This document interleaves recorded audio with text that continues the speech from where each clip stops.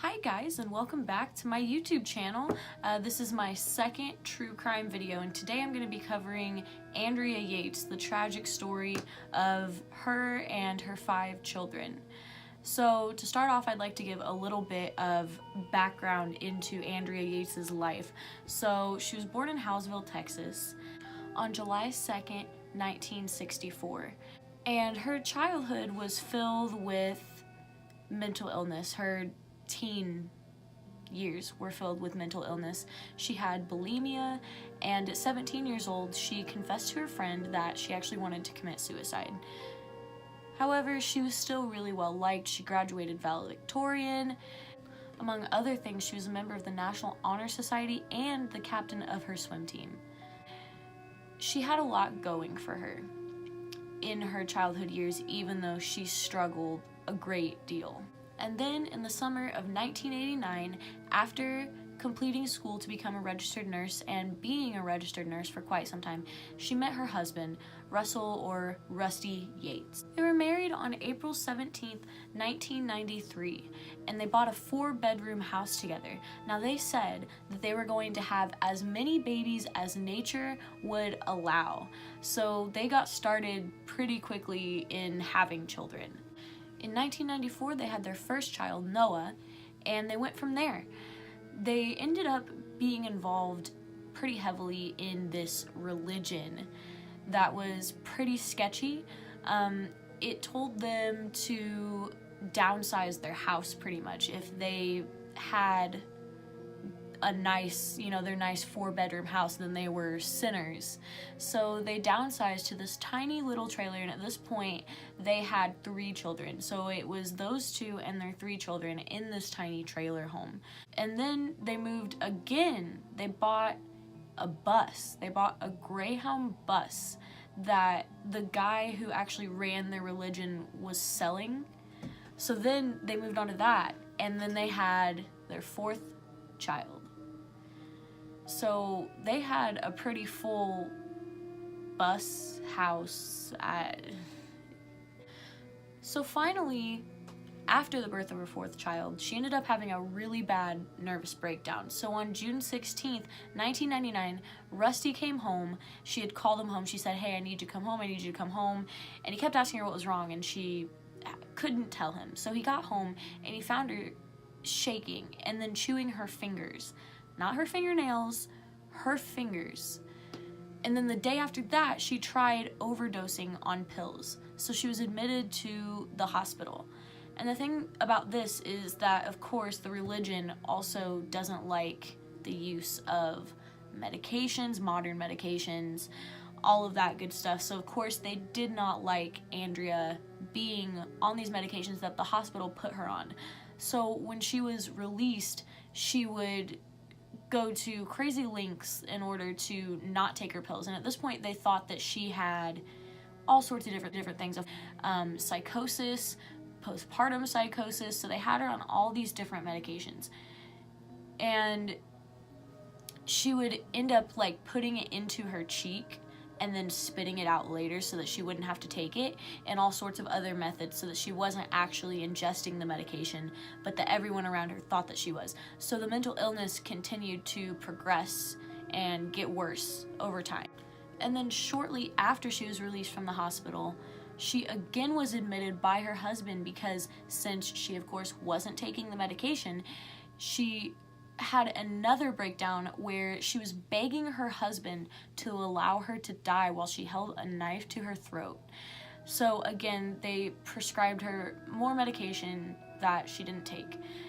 When she took it in the hospital, because of course when she was in the hospital she had to take it, so for that short amount of time she was on the medication, she appeared to be, the medication worked flawlessly. She was fine when she was in the hospital, which is why they released her. And then she would go home and not take it. So Rusty ended up getting them a small home temporarily while she was recovering from this, which went against their religion, went against their faith, but he still went ahead and did it for the sake of his wife's health. So after 2 more suicide attempts. She was hospitalized again, and her psychiatrist advised Rusty that they should not have any more children whatsoever. That basically, if they had another child, that would guarantee more psychotic behavior later in the future. But 7 weeks after she was discharged from the hospital, she fell pregnant with their 5th child, Mary. It was their first girl.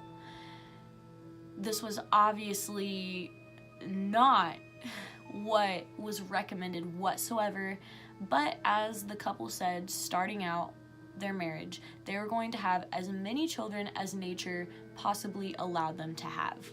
At this point, she seemed to be coping well until the death of her father in March 2001. And after that was where it really went downhill. If you think it's gone downhill now, this is when it really, really went downhill. She mutilated herself and she read the Bible all of the time.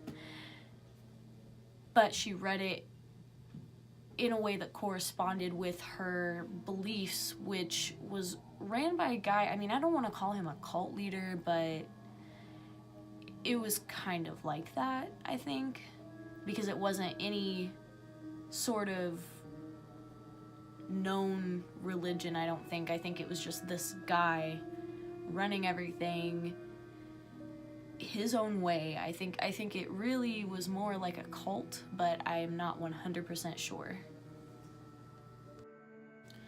So she actually also stopped feeding Mary, and then it got to a point where she required immediate hospitalization. She had become so incapacitated that she had to be hospitalized right away. So April 1st, 2001, she was under the care of a different doctor, and then she was released again. And then again on May 3rd, 2001, she got to a near catatonic state and filled the bathtub bizarrely in the middle of the day. Some people believe that she was trying to drown herself or maybe her kids. Nobody really knows why. She just randomly filled this tub and then was in a near catatonic state. So she was still under this new psychiatrist's care. Even though she was released from the hospital, she was still under his care. And he advised that she not be left alone with the children. However, tragically, on June 20th, 2001, when Rusty left for work, she was left unsupervised with the children. His mother was supposed to come over within an hour after he left for work to take over and care for the kids.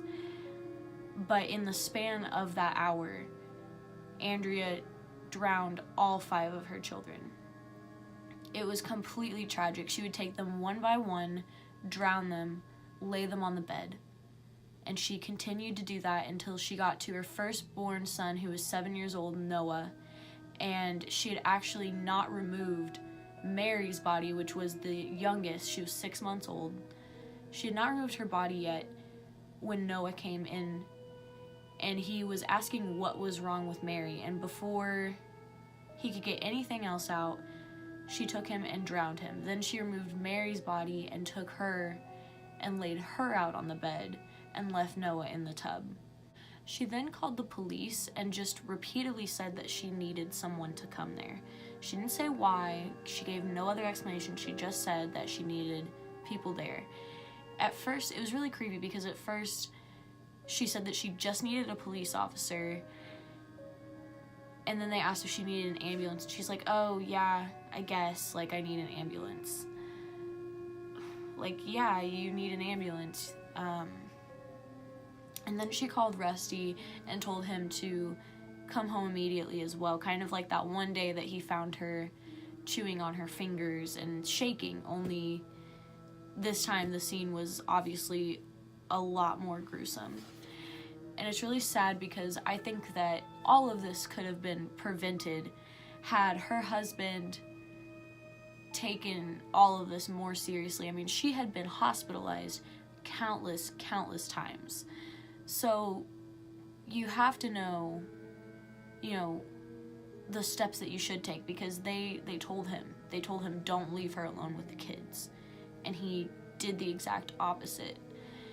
you really have to take mental illness seriously. I mean, 5 kids could still be alive had she been watched more closely, you know? And that's just so sad because this really could have been prevented. So when the trial came around, obviously the defense was insanity. Now, in Texas, insanity, you know, the only way you can use that is if you are determined to have not been able to discern right from wrong in that moment in time. And then the prosecution, of course, you know, they didn't really focus on the mental illness part. They just focused on the fact that she murdered her 5 children. And that's how they argued, pretty much. And this went on for quite some time. She was eventually sentenced and convicted to life in prison with the possibility of parole in 40 years.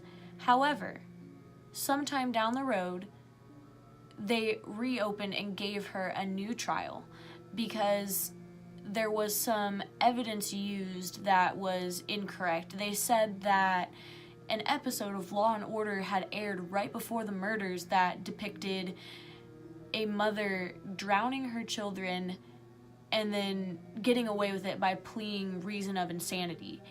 And so that was something that they used.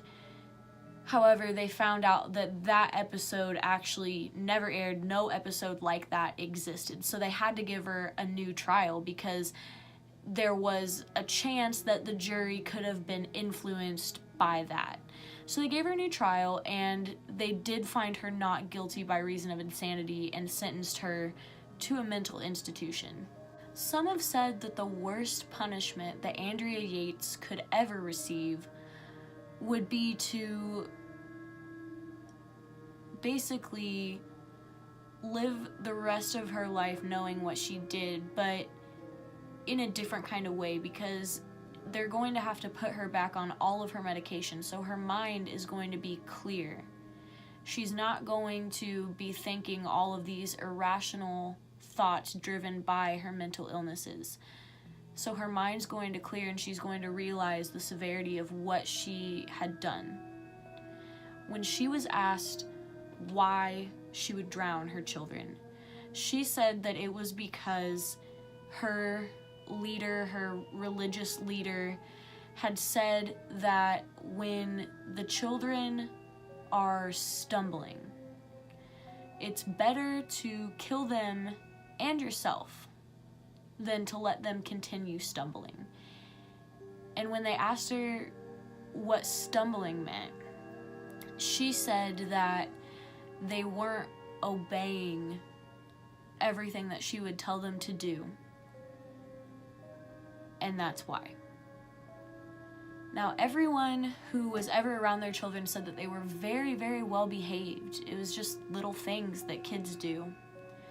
So basically, in a nutshell, Andrea Yates murdered her 5 children because she didn't think that they were perfect. And that's the best explanation that we have. I mean, obviously, she had that belief because of mental illness piled on top of this religious affiliation. But yeah, that's the best motivation that we have for this. I also kind of think postpartum psychosis as well, because it really, really set in after her 4th and 5th children. And she seemed completely stable before that, you know, with being, I mean, besides the little stuff like, I mean, not that bulimia is little, but compared to psychosis or schizophrenia or whatnot, she had, you know, nothing to be as huge as that, you know, that would lead to murdering her 5 kids, I guess is what I'm trying to say. Rusty Yates, on the other hand, has the biggest case of denial that I have ever seen. He actually fantasized about having more children with her after she was convicted in, you know, unconventional means such as adoption or surrogacy. And this horrified everyone. The families, psychiatrists, police that were involved. It was horrifying. Not only that, but Andrea said that she didn't want to have Mary, the 5th child. Before she was even conceived, she told Rusty that she didn't want to have another one because her psychiatrist told her that she might harm her kids if she did have another one.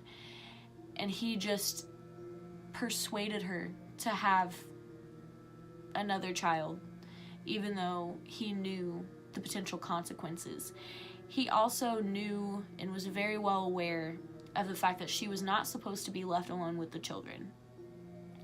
He was told this several times, but he said that he wanted to give her some sort of independence so that she, wouldn't be completely dependent on him and his mother. So he would give her an hour in the morning when he left for work before his mom would come, and then his mom would leave an hour before he got back from work, so that she would have 2 hours of independency.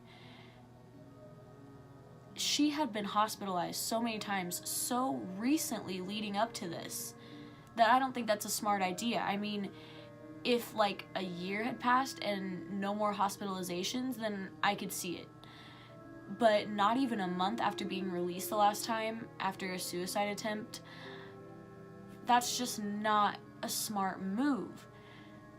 And that makes you think about Rusty. I mean, obviously he didn't commit the crime, but he was aware of the dangers, and then he wanted to go ahead and have more kids with her after she killed their 5 beautiful children.